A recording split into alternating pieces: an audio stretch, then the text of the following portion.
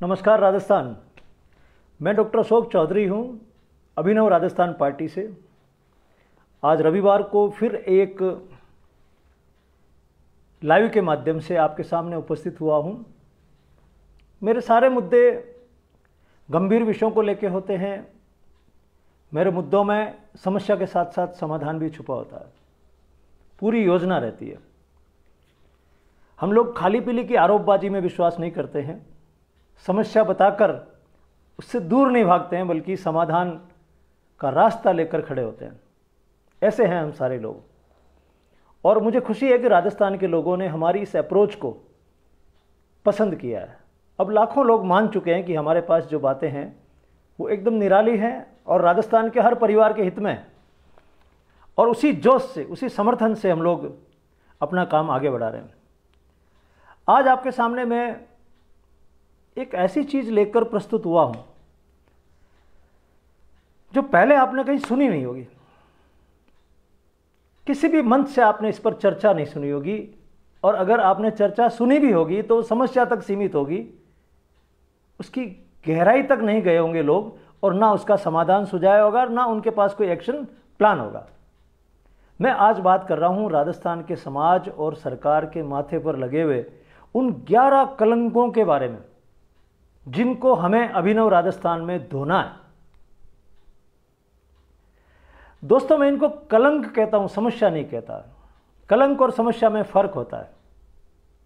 जैसे आपके घर पे 8 दिन में पानी आता है तो इसको हम एक समस्या कह सकते हैं, लेकिन आपके घर पे पानी कभी नहीं आता है तो ये कलंक है कि इतनी व्यवस्था होने के बाद भी आपके घर पे पानी क्यों नहीं।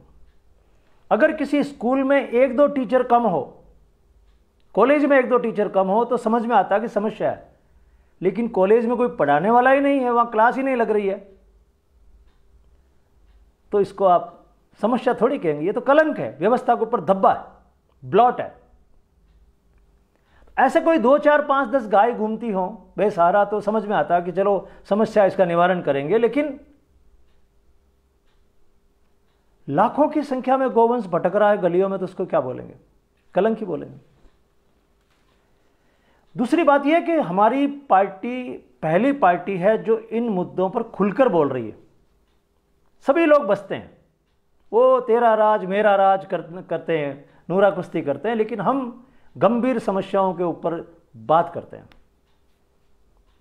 तीसरी बात, आज मैं जो चीजें आपके सामने रखूंगा, जो कलंक, उनकी व्याख्या आपके सामने रखूंगा, उसकी जड़ तक आपको ले जाऊंगा। उसकी जो गंभीरता है वो आपके दिल और दिमाग में उतारने की कोशिश करूंगा, और स्थायी समाधान भी बताऊंगा। तो जिन 11 कलंकों के बारे में मैं बात करने जा रहा हूं आपसे, उसमें सबसे पहला कलंक, गंभीर कलंक जो राजस्थान के समाज और सरकार के माथे पर है। मैं समाज और सरकार दोनों का नाम ले रहा हूं, मैं केवल इसे सरकार की भूल नहीं बता रहा हूं, मैं कह रहा हूं समाज और सरकार के माथे पर जो पहला बड़ा कलंक है राजस्थान में, वह है लाखों गोवंश का बेसहारा भटकना। जो आपको गलियों में घूमते दिखाई देते हैं, जो आपको सड़कों पे घूमते दिखाई देते हैं, दर-दर की ठोकरें खाते घूमते दिखाई देते हैं, वो आज की तारीख में राजस्थान के समाज और सरकार पर सबसे बड़ा धब्बा है, blot on the society and the government of Rajasthan.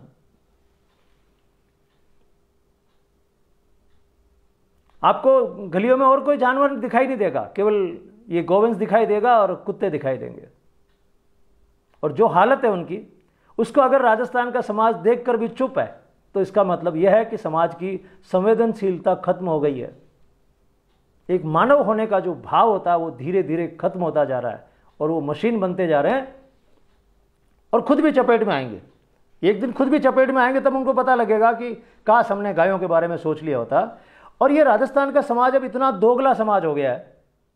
एक तरफ लोक देवता तेजा जी, लोक देवता पाबू जी, लोक देवता देवनारायण जी, लोक देवता गोगा जी, उनके मंदिर बनवा रहे हैं, उनकी गाथाएं सुन रहे हैं, उनके मेलों में जा रहे हैं, लेकिन जिस पशु के लिए उन्होंने अपना बलिदान दिया, उस पशु की दुर्गति पे स्थायी रूप से काम नहीं कर रहे हैं। करते हैं टुकड़ों में, लेकिन स्थायी समाधान निकालने के लिए काम नहीं करते हैं, ना इस बारे में सोचते हैं। अभिनव राजस्थान में हम लोग इस गोवंश को उनका पूरा हक दिलवाएंगे, इनकी जमीन जिसे हम गोचर कहते हैं वो दिलवाएंगे, गौशालाओं को गोचर से जोड़ देंगे और मनरेगा को गोचर विकास से और गौशाला से जोड़ देंगे। ये करके हम स्थायी समाधान निकालेंगे और बैलों से बिजली बनाना शुरू करेंगे। ये हमारा स्थायी समाधान, जिसको हम बार बार राजस्थान की जनता के सामने रख चुके हैं। तो ये पहला कलंक है जिसको अभिनव राजस्थान में धोया जाएगा। राजस्थान के समाज और सरकार के माथे पे दूसरा बड़ा कलंक, ये मानवीय रिश्तों से जुड़ा हुआ है। जो दूसरा बड़ा कलंक है उसके दो एस्पेक्ट हैं, उसके दो पक्ष हैं। एक है छुआछूत और दूसरा है महिला असुरक्षा। दोस्तों, इस 21वीं सदी में भी अगर कोई व्यक्ति किसी दूसरे व्यक्ति को छू लेने से या उसके घर में चाय पी लेने से या उसको अपने घर पे चाय पिलाने से अशुद्ध हो जाता है, तो ये समस्या नहीं है, ये कलंक है हमारे माथे पर। इस तरह की सोच रखना समस्या नहीं है, कलंक है। और इसी तरह से अगर महिलाएं राजस्थान में अपने आप को असुरक्षित समझती हैं, उनके परिवार के लोग उनका बाहर निकलना खतरे से खाली नहीं समझते हैं, उनके भीतर डर बना रहता है, वो इस डर से लड़कियों को आगे पढ़ा नहीं पाते हैं, तो ये हमारे मानव होने पर, हमारे सभ्यता होने पर एक कलंक है। अभिनव राजस्थान में हम मानव के प्रति सम्मान बढ़ाएंगे और समाज को तैयार करेंगे। सरकार इस परिवर्तन के लिए आगे चलेगी, समाज को साथ लेकर चलेगी, बिना किसी लड़ाई झगड़े के, बिना किसी व्यर्थ की बहस के। हम समाज और सरकार दोनों को इस प्रकार से तैयार कर लेंगे कि छुआछूत की समस्या जड़ से खत्म हो जाएगी और महिलाओं को लगेगा कि अब हम राजस्थान में सुरक्षित हैं। हम दिन में जाएं, रात में जाएं, कहीं भी जाएं, जैसे पुरुष जा सकते हैं वैसे हम भी जा सकते हैं। यह काम हम करेंगे और इसका पूरा प्लान हमारे पास है, जिसको लागू करने में लगभग 1 साल लगेगा। अचानक से नहीं होगा कि हम कह दें कल से छुआछूत खत्म हो जाएगा, कल से महिलाएं आराम से घूम सकती हैं और उनको कोई परेशानी नहीं होगी। उसके लिए हमको 1 साल का समय चाहिए। हमारे पास पूरा प्लान है। संविधान में लिखा हुआ आर्टिकल 17 में कि हिंदुस्तान में छुआछूत की मनाही है, लेकिन आप और हम अच्छे से जानते हैं कि छुआछूत अभी भी कायम है। अभिनव राजस्थान पार्टी एकमात्र पार्टी है जो ये कह रही है कि छुआछूत खत्म करना हमारा संकल्प है। एकमात्र पार्टी है जो कह रही है महिलाओं को 100% सुरक्षा देंगे, बल्कि सुरक्षा का एहसास देंगे। सुरक्षा से ज्यादा सुरक्षा का एहसास होना चाहिए कि अब हमें कोई खतरा नहीं है। दोस्तों, राजस्थान के समाज और सरकार पर तीसरा बड़ा कलंक युवाओं में फैली हुई बेरोजगारी और निराशा। अगर कुछ युवा बेरोजगार हों, कुछ युवा निराश हों, तो आप इसे समस्या कह सकते हैं। लेकिन राजस्थान के अधिकतर युवा, जो हमारे समाज का 65% हैं, वो अपने आप को बेरोजगार कहते हैं, अपने आप को निराश मानते हैं। मैं मानता हूं कि लानत है ऐसे समाज पर और इसी सरकार पर। लानत है ऐसी शिक्षा व्यवस्था पर, लानत है ऐसी उत्पादन की व्यवस्था पर कि जो समाज के इन होनहारों को, लाडलों को, 65% को बेरोजगारी के भाव से मुक्त नहीं कर रहे हैं। ये भाव इंपॉर्टेंट है। काम मेरे पास 4 सामने, मैं नहीं करना चाहता हूं, मेरी इच्छा है, लेकिन मेरे पास एक भी काम करने को नहीं है। ये कलंक है। ये जो शिक्षा व्यवस्था है जिसमें मैं बीए करता हूं, बीकॉम करता हूं, बीएससी करता हूं, करके बाहर आता हूं और फिर पूछता हूं समाज और सरकार से मेरे लिए क्या काम है। सरकार कहती है बस गिनी चुनी नौकरियां हैं, इनमें कहीं हाथ पांव मार लो, बाकी अपना रास्ता देखो। तो मैं इतने साल क्यों पढ़ा कॉलेजों में? जब मेरी शिक्षा का कोई अर्थ नहीं निकल रहा है तो मैं इतने साल क्यों पढ़ा? और वहां पर भी हालात ये हैं कि कॉलेजों में क्लासेस नहीं लगती है, लेबोरेटरी बंद हो गई है। अब ये कोई समस्या नहीं रही है। हायर एजुकेशन और उससे जुड़ी हुई जॉब की समस्या हमारे समाज पर और हमारे सरकार पर कलंक बन गई है, बड़ा सा काला टीका बन गई है, ब्लॉट। इसका समाधान हम लोग 3-4 तरह से करेंगे। हम राजस्थान के उत्पादन को बढ़ाएंगे, जिसकी पूरी प्लानिंग हमारे पास में है। खेती को कैसे बढ़ाएंगे, कुटीर उद्योग को कैसे बढ़ाएंगे, साथ साथ हम राजस्थान की कॉलेजों में क्या पढ़ाया जाता है उस पूरे सिलेबस को चेंज करेंगे, सार्थक बनाएंगे। शिक्षा को और बाजार को एक दूसरे से जोड़ देंगे कि बाजार की क्या जरूरत है वही शिक्षा व्यवस्था में होगा। अगर हमको लगता है कि अब हिस्ट्री बहुत ज़्यादा पढ़ाने की जरूरत नहीं है, उसका कोई उपयोग नहीं है, उसको कम करेंगे। अगर हमको लगता है कि इतने लोग पॉलिटिकल साइंस पढ़ के क्या करेंगे, तो उसका थोड़ा भार कम करेंगे। शिक्षा में ऐसी चीजें हम लोग रखेंगे जिनका बाजार में उपयोग है, जिसकी समाज को आज ज्यादा जरूरत है। तब शिक्षा, समाज और बाजार ये तीनों जुड़ जाएंगे और फिर सरकार भी जुड़ जाएगी। मेरी गारंटी है कि इस तरह की व्यवस्था जब अभिनव राजस्थान में होगी दोस्तों, उसके बाद में बेरोजगारी का भाव निकल जाएगा। इसमें हमको 3 साल लगेंगे। इतना बड़ा परिवर्तन वी विल टेक 3 years, लेकिन हमारे पास पूरा प्लान है, स्टेप 1 to स्टेप 10। हमें क्या क्या करना और कैसे कैसे करना है, इसकी पूरी तैयारी हमने कर रखी है। मैं गारंटी से कह रहा हूं कि कोई और संगठन, कोई पार्टी इस बारे में बात भी नहीं कर सकती। बात करना भी उनके बस का सौदा नहीं है। ये केवल आपकी अभिनव राजस्थान पार्टी कर सकती है।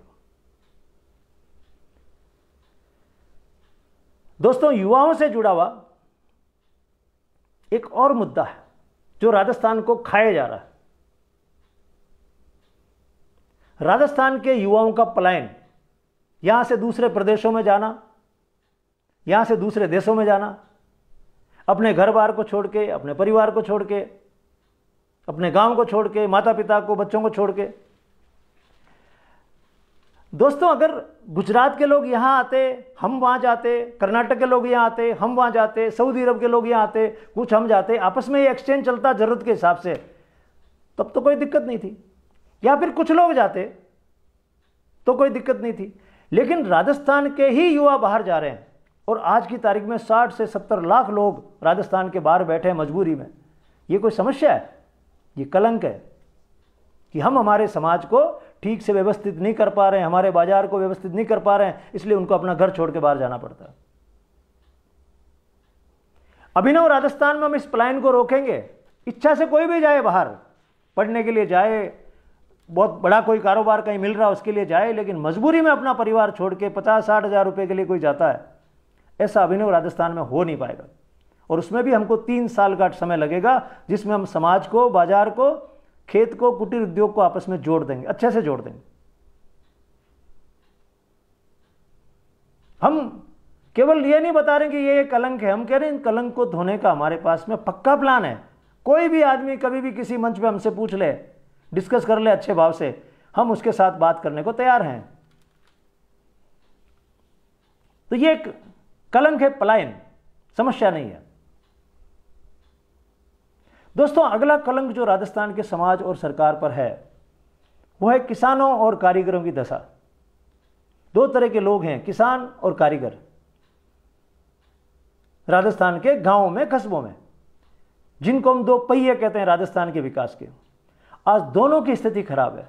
अधिकतर कारीगर अपना काम छोड़ रहे हैं, लुहार अपना काम छोड़ रहे हैं, दर्जी अपना काम छोड़ रहे हैं, सुथार अपना काम छोड़ रहे हैं, सब धीरे धीरे अपना काम छोड़ रहे हैं। उनका हाल बहुत बुरा है। कुछ लोग उनमें से काम छोड़ते तो समस्या थी, अधिकतर लोग काम छोड़ रहे हैं तो क्या बन गया? कलंक। और ऐसे ही राजस्थान के किसान का हाल खराब है। किसी भी किसान से आप पूछिए क्या हाल है, बोले बहुत खराब हाल है, लागत बहुत ज्यादा है और कीमत बहुत कम मिल रही है। जैसे तैसे अपने परिवार को चला रहे हैं, जैसे तैसे अपने परिवार को जिस देश के किसान और कारीगर चलाते हैं या अपने धंधे से दूर भागना चाहते हैं, फिर ये समस्या नहीं रहती है, फिर ये कलंक हो जाता है। और इस कलंक को धोने का पूरा प्लान अभिनव राजस्थान में है। हम आपको बार बार उसके बारे में बताते रहते हैं कि हम कैसे खेती करेंगे, कैसे कुटीर उद्योगों का नियमन करेंगे, कैसे उनको बाजार से जोड़ेंगे, ये हम डिटेल में आपको बताते रहते हैं। तो उस कलंक को भी हम लोग धोएंगे।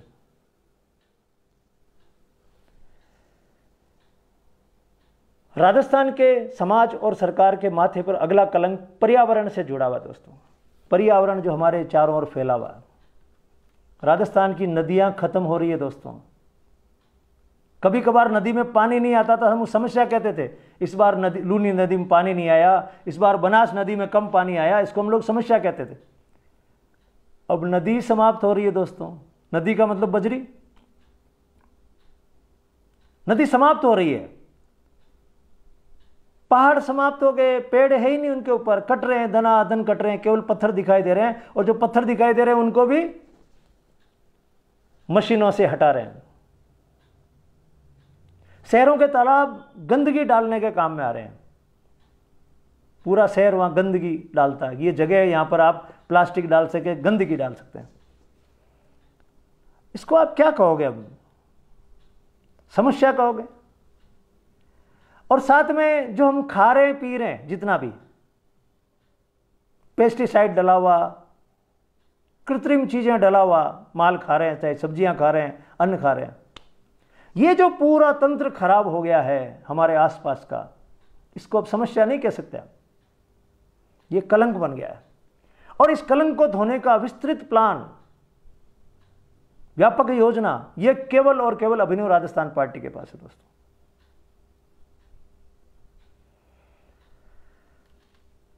एक और कलंक है राजस्थान के माथे पर, जिसमें समाज का कम योगदान है, सरकार का ज्यादा योगदान है। वो है हमारे शासन का परायापन। राजस्थान का आम व्यक्ति किसी भी ऑफिस में जाता है, उसको वो ऑफिस पराया लगता है, अपना नहीं लगता है। उन ऑफिसों में बैठे कुछ एक लोग अगर ठीक से व्यवहार नहीं करें तो समझ में आता है, लेकिन राजस्थान का सारा शासन आपको अपना नहीं लगता है, पराया लगता है। और हमारे यहां तो कहते भी हैं, प्रशासन को अगर बोले राजस्थानी भाषा में तो पर शासन बोलते हैं, दूसरों का शासन। ये परायापन जो लगता है, ये इस लोकतंत्र की व्यवस्था में समस्या नहीं है, कलंक है।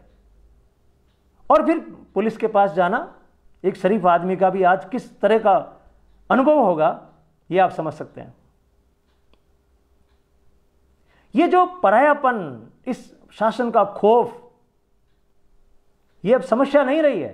समस्या तब होती है जब एक दो कर्मचारी आपके साथ ठीक से व्यवहार नहीं करें। यहां तो पूरा का पूरा तंत्र आपके खिलाफ मुंह फाड़ के खड़ा, आपका शोषण करने के लिए, आपको डराने के लिए। ये समस्या नहीं है। क्या है ये? कलंक। और इस कलंक को भी हम धोएंगे, क्योंकि अभिनव राजस्थान पार्टी का लक्ष्य है अपना शासन। शासन के मामले में हमारा सबसे पहला लक्ष्य है कि शासन अपना लगे और ऑन रूल, हमारा अपना राज, जनता का राज।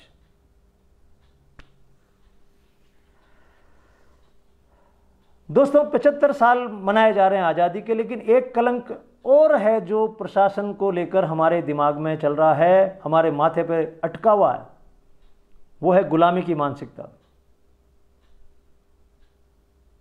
1000 साल हम गुलाम रहे, गुलामी हमारी नसों में घुस गई है। लेकिन इतने साल लोकतंत्र में जीने के बाद, तथाकथित लोकतंत्र में जीने के बाद में तो गुलामी की मानसिकता कम हो जानी चाहिए थी, लेकिन बढ़ रही है। लोग लोटपोट हो रहे हैं, अफसरों के, नेताओं के आगे लोटपोट हो रहे हैं, दौड़ दौड़ के। कोई हेलीकॉप्टर के वहां दौड़ के धक्के खा रहा है, कोई फोटो खिंचवाने के लिए धक्के खा रहा है, कोई साफे पहनाने के लिए धक्के खा रहा है, लौट रहे हैं। वो तो कहते हैं अगर हमारे को कोई नहीं देखे तो हम चरण पकड़ लें जाके नीचे से, हम जूतियां लेके हाथ में घूमे अभी उनकी। इस तरह के गुलाम लोग जिनको आप बड़ा इज्जतदार समझते हो, वो वहां घूमते रहते हैं। जब वो वहां पे घूमते रहते हैं, बड़े नेता उन नेताओं की गुलामी करते हैं, फिर छोटे नेता इनकी गुलामी करते हैं, फिर ये अफसरों की गुलामी करते हैं। ये जो गुलामी की मानसिकता है, हुक्म सर, आपकी सेवा में, आपकी कृपा होगी, ये जो गुलामी का भाव है, गुलामी की मानसिकता है, ये अब समस्या नहीं रही। 2-4 चाटुकार किस्म के लोग गुलामी करें तो समझ में आता है, लेकिन समाज का अधिकतर हिस्सा अभी भी गुलामी की मानसिकता से पीड़ित है। तो आप इसको समस्या कह सकते हैं क्या? ये कलंक है। और इस कलंक को हम धोएंगे अभिनव राजस्थान में। स्वाभिमान से जीना सिखाएंगे लोगों को। अनुशासन अलग चीज होती है, अनुशासन में रहना अलग चीज होती है, लेकिन गुलामी बिल्कुल अलग होती है। अनुशासन हम रखेंगे लेकिन गुलामी को दूर करेंगे, समझाएंगे लोगों को इसकी कोई जरूरत नहीं है, सब लोग बराबर हैं, ऊपर नीचे कोई नहीं है। इसलिए हम लोग अभिनव राजस्थान पार्टी के किसी भी कार्यक्रम में मंच पर किसी को नहीं बिठाते। हम सब बराबर बैठते हैं। वो संदेश ही है कि अब कोई ऊंचा नीचा नहीं है। 26 जनवरी 1950 के बाद सब बराबर हैं, काहे की गुलामी।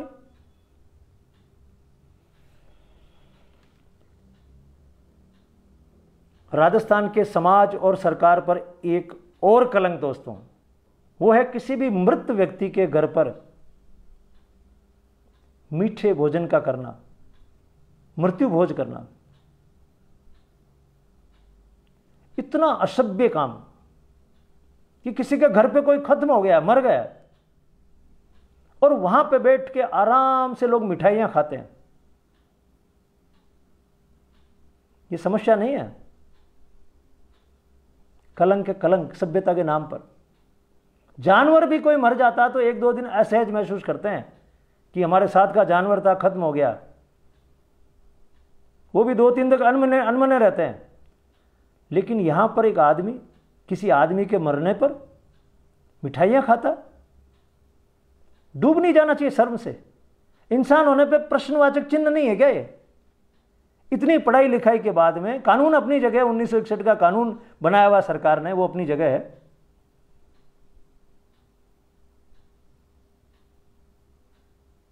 इस कलंक को धोने की जरूरत है। आर्थिक बर्बादी अपनी जगह है इस मृत्यु भोज के दिखावे के चक्कर में, लेकिन किसी मरे हुए व्यक्ति के वहां जाकर जश्न मनाना, मिठाइयां खाना। अभिनव राजस्थान में हम इस कलंक को धोएंगे समझा के, अलग अलग जातीय वर्गों की मीटिंग्स करके, युवाओं को उत्साहित करके इस कलंक को धोएंगे। एकदम वाला सिस्टम नहीं है, कल से कोई राजस्थान में मृत्यु भोज नहीं होगा, ऐसे नहीं। लेकिन सबको समझाएंगे, बिठाएंगे। हमारे सारे समाधान ऐसे ही है कि एक दिन नहीं होगा कि आज रात को 8 बजे के बाद ये नहीं होगा, ऐसा नहीं। सबको समझाएंगे, मोटिवेट करेंगे, और ये संभव है, हमने करके दिखाया है। हम लोग जितनी बातें कर रहे हैं वो हम हमारे अनुभव से कह रहे हैं। काफ़ी कुछ काम हमने बिना सरकार में रहते हुए भी कर लिया, और वो इसीलिए किया कि हम समाज को समझाते हैं, उसको साथ लेते हैं, परिवर्तन के लिए तैयार करते हैं। लेकिन अगर सरकार में होंगे तो ये काम ज़्यादा इफेक्टिव ढंग से कर पाते हैं, क्योंकि सरकार के पास साधन होते हैं मोटिवेट करने के लिए पूरे, तब ज़्यादा आसान हो जाएगा। काम तो हमारा जारी रहेगा, लेकिन उसके बाद में काम और ज़्यादा आसान हो जाएगा। दोस्तों, मुझे जो शराब पीते हैं उनसे कोई तकलीफ नहीं है, लेकिन मैं हमेशा से कहता आया हूं कि शराब इस राजस्थान के समाज पर एक बहुत बड़ा कलंक है। वो इसलिए है कि जिस तरह से शराब का व्यसन आया होगा, जिस तरह से वो थोड़ी बहुत पीते होंगे ऐश मौज के हिसाब से, वैसा अब रहा नहीं है। शराब का मतलब ये हो गया कि आदमी इतना पी ले कि उसके बाद उसको होश ना रहे, इसलिए कलंक बन गया। पहले समस्या थी, अब वो कलंक बन गया है। और थोड़े से रेवेन्यू के चक्कर में राजस्थान के घरों में हिंसा हो रही है, एक्सीडेंट्स हो रहे हैं, दुष्कर्म हो रहे हैं। किसी भी अपराध की जड़ में जाइए, किसी ने गोली मार दी गुस्से में, शराब पिया हुआ था, जड़ में जाइए आपको कहीं ना कहीं शराब मिलेगी। अब बार बार ये लोग कहते थे हमको रेवेन्यू मिलता है। आपको क्या रेवेन्यू मिलता होगा? 10,000 करोड़, 15,000 करोड़। लेकिन राजस्थान के समाज को कितना नुकसान होता है? 1 लाख करोड़, 2 लाख करोड़, जो मैं कह सकता हूं गारंटी से, इतना नुकसान होता है। आदमी काम पर नहीं जाता है, आदमी अपने बच्चों का ध्यान नहीं करता, उनके लिए दूध की बजाय शराब की बोतल लेके आता है, बीमार होता है, लीवर खराब हो जाता है। क्या फायदा इस तरह की चीज का? लेकिन बहुत सारे लोग कहते हैं गुजरात में भी नशाबंदी है, बिहार में भी है, लेकिन वहां खूब शराब चलती है। ऐसा नहीं है, चोरी छुपे पीते होंगे। यहां आपने सब कुछ खोल रखा है, और आप कहते हो हम सरकार चलाना चाहते हैं इससे। आप एक तरफ लोगों को गुटखा खिलाना चाहते हैं, गुटखा खाइए, खूब खाइए, जज के खाइए, और फिर आप कहते हैं आप कैंसर हॉस्पिटल खोल रहे हैं। क्यों इस तरह का गंदा व्यापार करते हैं? क्यों इस सोच से बाहर नहीं आते? तो ये भी एक कलंक है, इसको हम धोएंगे, उससे बाहर लेके आएंगे। जो चल रही है सोच उसको बदलेंगे, और उसके लिए भी हमारा लंबा प्लान है। हमको कम से कम 1-1.5 साल लगेगा, जब शराब की लतें छुड़वाएंगे, लोगों को स्पोर्ट्स में, कला में ज़्यादा रुचि पैदा करेंगे, उसकी जड़ में जाते हैं हम लोग। हम ये नहीं कहते कि राजस्थान में शराबबंदी अचानक से कर देंगे, लेकिन उसकी जड़ में जाएंगे कि आदमी शराब क्यों पीता है, क्या कारण, एक युवा शराब क्यों पीता है, वो बास्केटबॉल खेलने क्यों नहीं जाता है, वो डांस क्यों नहीं करता है, वो पेंटिंग क्यों नहीं करता है, वो इसमें क्यों जा रहा है, क्यों वो निराश हो गया है। उन कारणों को समाप्त करेंगे। हमेशा बुरी आदतों को छुड़वाने के लिए आपको अच्छी आदतें विकसित करनी होती है। अभिनव राजस्थान में हमारे सारे समाधान इसीलिए स्थायी समाधान है, कच्चे नहीं है, पक्के समाधान है। हम समाज के सब लोगों को साथ लेकर इस समस्या का निवारण करेंगे। आखिरी 11वां कलंक दोस्तों, जो अब राजस्थान में भारी समस्या बन गया है, वो है सांस्कृतिक प्रदूषण, जो इंटरनेट के और मोबाइल के माध्यम से अब घरों में घुस गया है। पहले कोई टाइम में लगता था कि फिल्म चल रही है और फिल्म में इस तरह के सीन दिखाए जा रहे हैं तो थिएटर जाना पड़ता था, तब भी लोग डरते थे कि इनको देख देख के क्या असर पड़ता होगा। लेकिन अब अनकंट्रोल्ड इंफॉर्मेशन, कोई कंट्रोल नहीं है, ऐसी अनकंट्रोल्ड इंफॉर्मेशन परोसी जा रही है समाज को, क्या प्रभाव करती होगी। आप किसी आदमी को कह दें तुम शराब पियो 1 बोतल और उसके बाद सीधे सीधे चलना, लड़खड़ाएगा नहीं। आप किसी को रात दिन इस तरह की इंफॉर्मेशन इंटरनेट के माध्यम से 2 खुली तो क्या उसका दिमाग खराब नहीं होगा। इधर तो आपने शराब परोस रखी है, इधर आपने ये नेट पे गंदगी परोस रखी है। इन दोनों के कॉकटेल के बाद में क्या होता है, ये दुष्कर्म और ये सारी समस्याएं कहां से आ रही है। कोई जमाने में सोच सकता था कोई इस तरह की बातें। ये जो सांस्कृतिक प्रदूषण है, इसको रोकने का कोई प्रयास कोई सरकार नहीं कर रही दोस्तों, खुली छूट है। रात दिन लगे रहते हैं लोग इसके अंदर, पूरा अपना उनका ध्यान भटक रहा। मानव स्वभाव है, मानव स्वभाव है कि आप अगर किसी शराब खाने में बैठे हैं, वहाँ डांस चल रहा है तो आपकी फीलिंग अलग तरह की आएगी। अगर आप किसी मंदिर में बैठे हैं, वहाँ सत्संग हो रही है तो आपकी फीलिंग अलग तरह की आएगी। आप कैसे भी व्यक्ति हो, आपका वातावरण आपको प्रभावित करता है। इस कलंक को भी हम धोएंगे, स्थायी समाधान निकालेंगे। एक तरफ पॉजिटिव आदतें, सकारात्मक आदतें विकसित करेंगे, दूसरा इस पे थोड़ा कंट्रोल करेंगे कि आप अनवांटेड चीजें ऐसे नहीं दिखा सकते। दोस्तों, ये 11 कलंक राजस्थान के समाज और सरकार के माथे पर हैं, जिनको हम धोना चाहते हैं, और इसके लिए हमारा सरकार में आना बहुत जरूरी है। वरना ये बातें रह जाएंगी, जैसे कभी सम्मेलनों में वो कहते रहते हैं या अखबार में कुछ बुद्धिजीवी लिखते रहते हैं, इनके बारे में हम भी बोलते रहेंगे, समाधान नहीं निकलेगा। इसके लिए हमारा साथ दीजिए। अगर आपको समझ में आ गया हो कि हमारी नीयत ठीक है, हमारी बात ठीक है, हमारा प्लान ठीक है, तो फिर मोबाइल के अंदर सीमित मत रहिए, हम आपके साथ हैं, साथ दीजिए। कई लोग बड़ी अटपटी सी बात करते हैं, हम तो समझ गए लेकिन दूसरे नहीं समझ रहे। तो आप समझ गए तो आप हमारा साथ दो ना, जिम्मेदारी से काहे को बचते हो। अगर आपको लग गया कि बात ठीक है तो आप साथ दो, निकलो बाहर। धीरे धीरे होगा, बहाने जो चलते हैं कि धीरे धीरे होगा, साहब आपकी बातें बहुत अच्छी लगती है लेकिन सब धीरे धीरे होगा। धीरे धीरे तो मौत आती है, और क्या होगा। आगे वाले चले गए, सोचते सोचते हम चले जाएंगे। अगर लगता है तो साथ दो, बाकी बहाने मत मारोगे। बढ़िया है, आपकी बातें अच्छी है, आपका सपना साकार होगा। ये मेरा क्या सपना है, आपका नहीं है सपना। ये जो बातें कही है ठीक होती है तो आपका सपना नहीं है। उस भाव से बाहर आइए, गैर जिम्मेदाराना भाव से बाहर आइए कि मैं क्यों पंगा लूं, मैं क्यों साथ दूं, अपने आप को ही कर देगा। ऐसे नहीं होगा। तो साथ दीजिए, साथ दीजिए और आइए। और ये फालतू की जो नेगेटिव टाइप है ना, कमेंटबाजी, इससे बाहर आइए, इससे निकलिए, इस नकारात्मकता से। खूब शुभकामनाएं राजस्थान को, और पूरी उम्मीद और पूरा विश्वास है कि हम लोग मिलकर राजस्थान के समाज और माथे पर ये जो 11 कलंक हैं इनको धोएंगे और हमारे स्वतंत्रता सेनानियों के, हमारे संविधान निर्माताओं के सपनों को साकार करेंगे।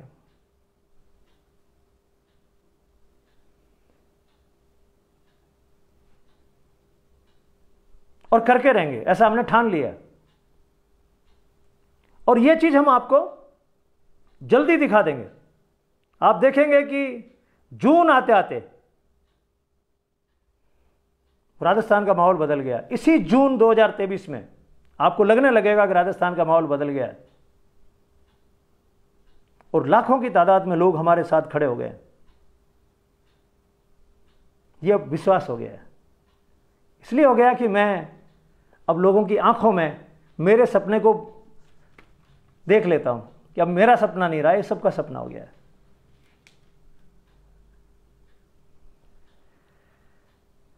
धन्यवाद। डॉक्टर अशोक चौधरी, अभिनव राजस्थान पार्टी से।